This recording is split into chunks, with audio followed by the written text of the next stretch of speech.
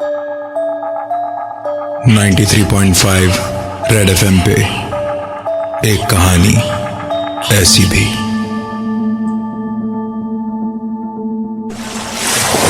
मुंबई, वो शहर जहां लोग आंखों में सपने बसाए आते हैं। दिन की रोशनी और रात की चकाचौंध हमेशा ना इस शहर को जिंदा रखती है, पर इस रोशनी और चकाचौंध के पीछे छिपे हैं कई राज जिनको किसी ने जानने की कोशिश नहीं की, क्योंकि जिंदगी यहां चलती नहीं, दौड़ती है। शायद यही कारण था कि उन लोगों ने उनकी जिंदगी में हो रही अजीबो गरीब घटनाओं के पीछे का राज जानने की बहुत दिनों तक कोशिश ही नहीं की।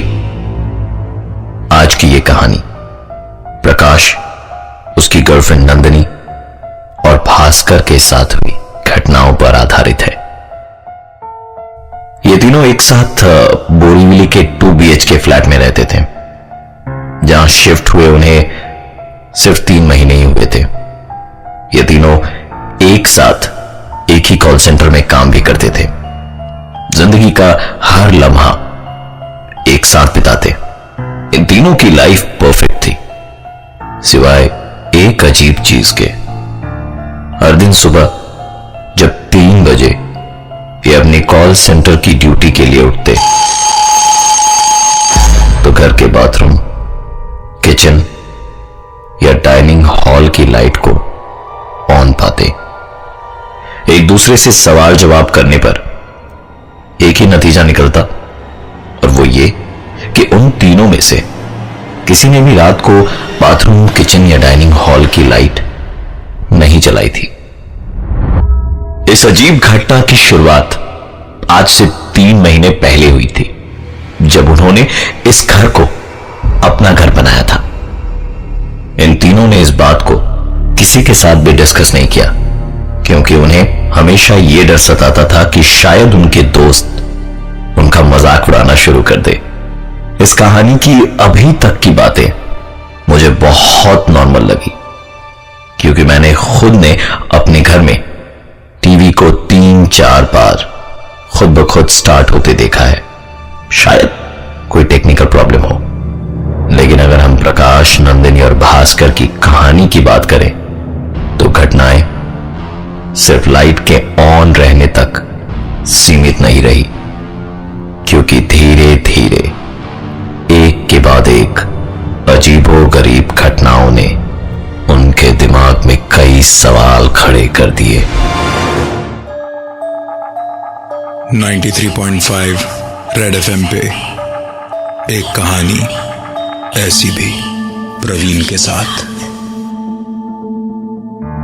मुंबई के बोरीवली इलाके में 2 BHK का फ्लैट, जिसमें प्रकाश, उसकी गर्लफ्रेंड नंदिनी और भास्कर 3 महीने से रह रहे थे। हर सुबह 3 बजे जब वो कॉल सेंटर की ड्यूटी के लिए उठते, तो बाथरूम, किचन या डाइनिंग हॉल की लाइट्स स्विच ऑन पाते। इस घटना का जवाब उन तीनों में से किसी के पास नहीं था। शाम करीबन 5 बजे ये तीनों अपने काम से लौटते थे, और शाम ठीक 6 बजे घर का काम करने वाली बाई भी पहुंच जाती।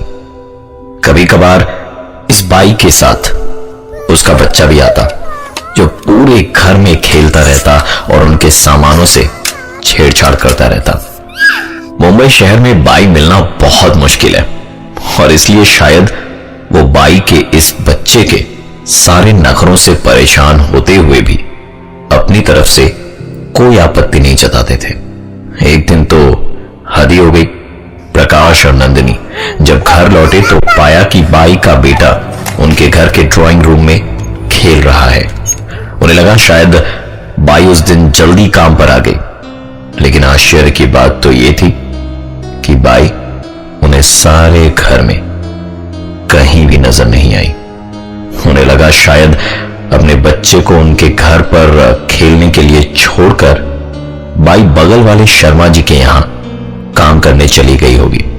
प्रकाश बहुत ही गुस्से में था आज, क्योंकि काम वाली बाई के रहते उसके बेटे का आना और उसके घर में खेलना तो ठीक था, लेकिन बाई अपने बेटे को यूं उनके घर में छोड़कर किसी दूसरे के घर में काम करने जाए, यह उन्हें मुनासिब नहीं लगा। करीबन 1 घंटे इंतजार करने के बाद प्रकाश और नंदिनी बगल वाले शर्मा जी के घर गए काम वाली बाई के बारे में पता लगाने। शर्मा जी का जवाब सुन दोनों हक्के बक्के रह गए, क्योंकि शर्मा जी के अनुसार काम वाली बाई तो आज आई ही नहीं थी।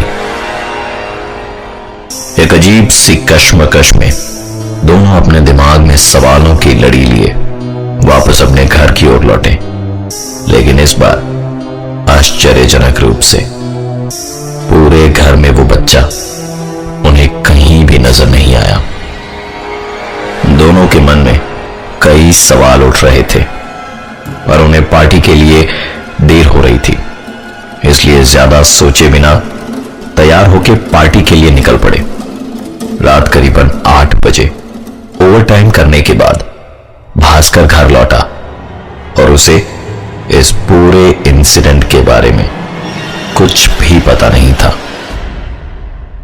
आपको क्या लगता है, घर लौटने के बाद भास्कर ने क्या देखा होगा?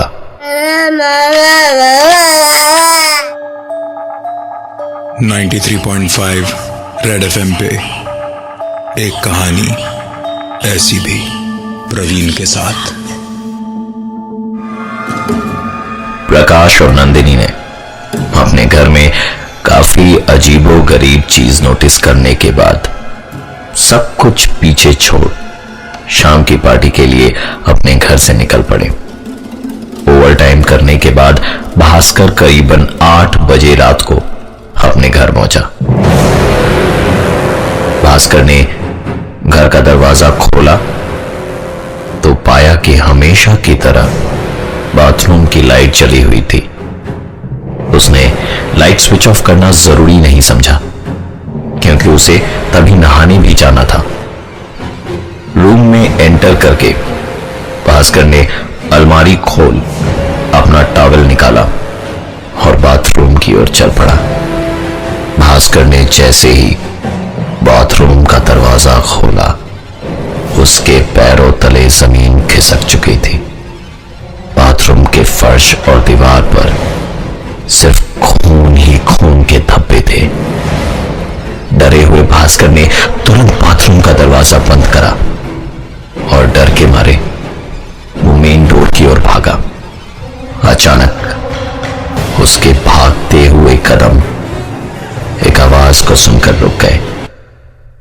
ये आवाज भास्कर के कमरे से आ रही थी।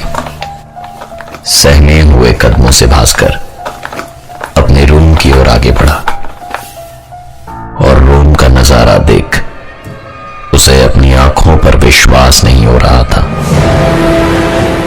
भास्कर ने देखा कि उसके भाई का बच्चा उसके बिस्तर पर अपने घुटनों में मुंह को छिपाए बैठा था। भास्कर ने उससे पूछा कि तुम यहां क्या कर रहे हो? अभी तो तुम यहां नहीं थे। यह सवाल सुन उस बच्चे ने धीरे से अपने घुटनों से मुंह को उठाया। उस बच्चे के चेहरे पर एक अजीब सी तेज और होठों पर एक अजीब सी मुस्कान थी, मानो जिनमें कई राज समाये हों। बाथरूम में खून और बिस्तर पर काम वाली बाई के बच्चे का होना, जिसके अजीब हाव भाव को देख भास्कर अंदर तक डर चुका था। वो तुरंत दौड़ता हुआ उस घर से बाहर की ओर निकल गया। डरे हुए भास्कर के फोन कॉल के तुरंत बाद ही नंदिनी और प्रकाश पार्टी को छोड़कर घर चले आए और तीनों ने बहुत साहस करके उस घर के अंदर जाने की हिम्मत करी। भास्कर, प्रकाश और नंदिनी ने जैसे ही घर का दरवाजा खोला तो हमेशा की तरह 93.5 रेड एफएम पे एक कहानी ऐसी भी प्रवीण के साथ।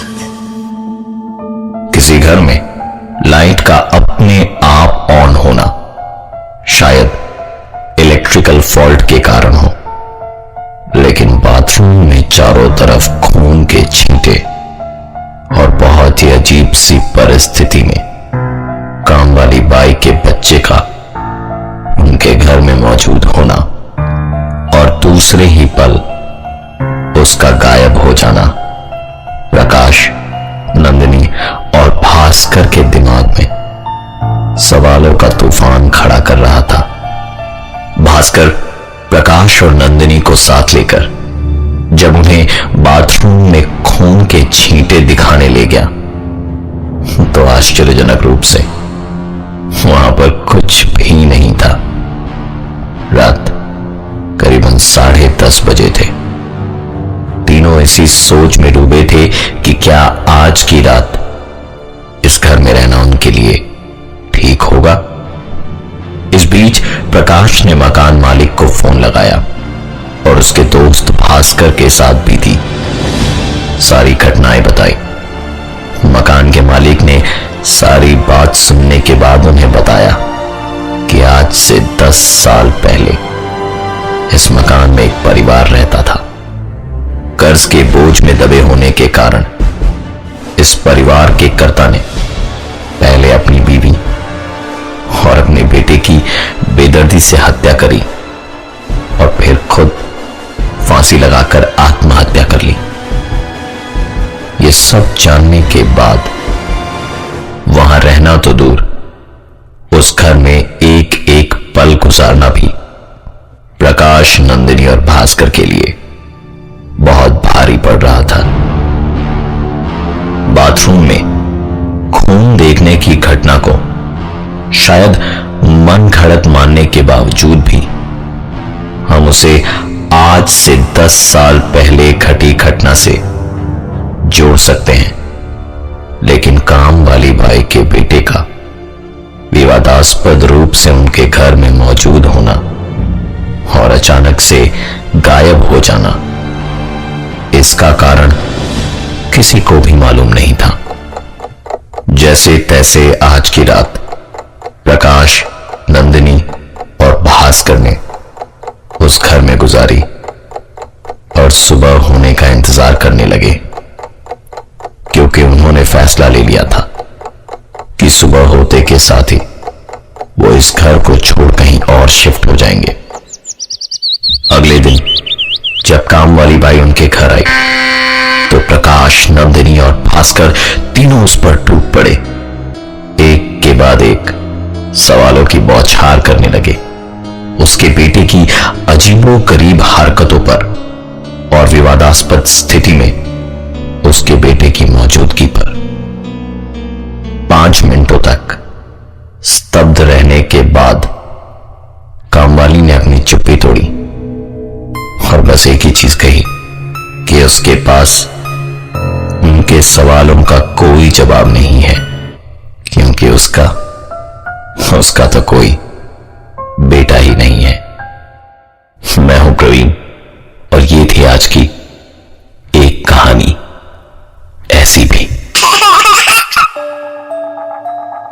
93.5 रेड एफएम पे एक कहानी ऐसी भी प्रवीण के साथ।